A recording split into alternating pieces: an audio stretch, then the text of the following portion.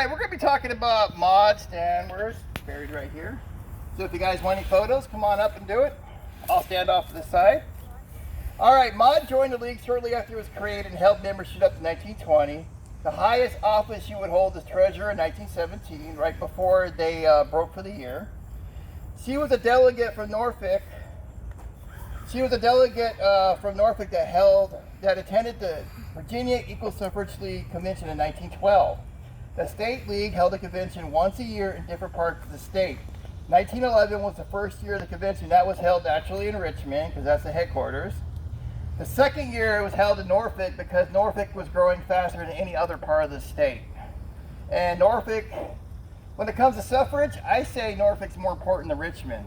We had a larger membership by 3 times, and we sent more people across the country to protest. Okay.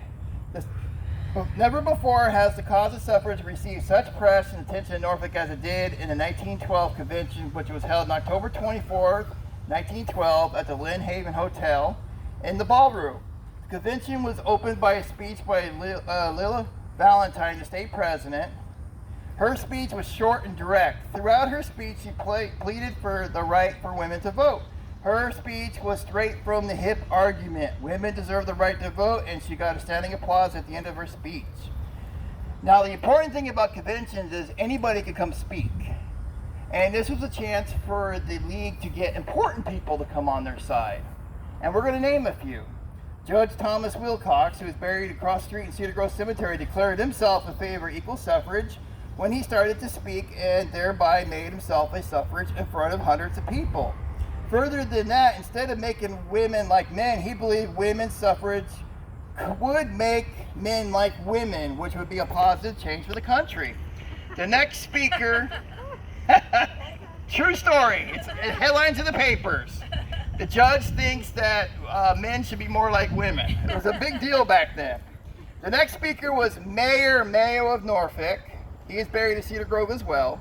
On behalf of the city of Norfolk, the mayor made a speech in which he too admitted that he believes in equal suffrage, and that with it, Norfolk and the state would be in very safe hands when women got the right to vote.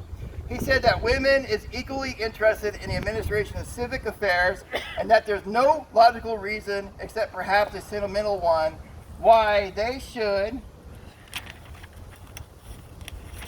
have the ballot. As far as not trusting him, he said in the awful days between 1861 and 1865, the men trusted them to care for their wounds, raise their children when they went to war. Then we should have no problem to trust them in the vote. The main speech of the night was Miss Mary Johnston. We actually went to her grave 3 weeks ago up in Elmwood Cemetery. We did a video. I have a YouTube channel. If you guys are interested, let me know later. And we did a video about her. She's a very important suffrage. She was an American novelist and a women's rights advocate from Virginia. She is one of America's best-selling authors during her writing career and had 3 silent films adapted from her novels.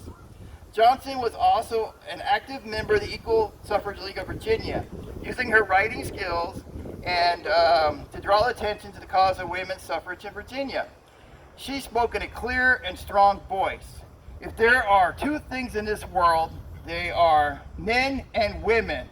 Neither of us can live without the other. We talk of men in the abstract and of women in the abstract. And all the time there is no such thing as an abstract man or woman. It is a monster that doesn't exist. Men are women. Men and women are a concrete person here and now. They are human beings anchored and welded together.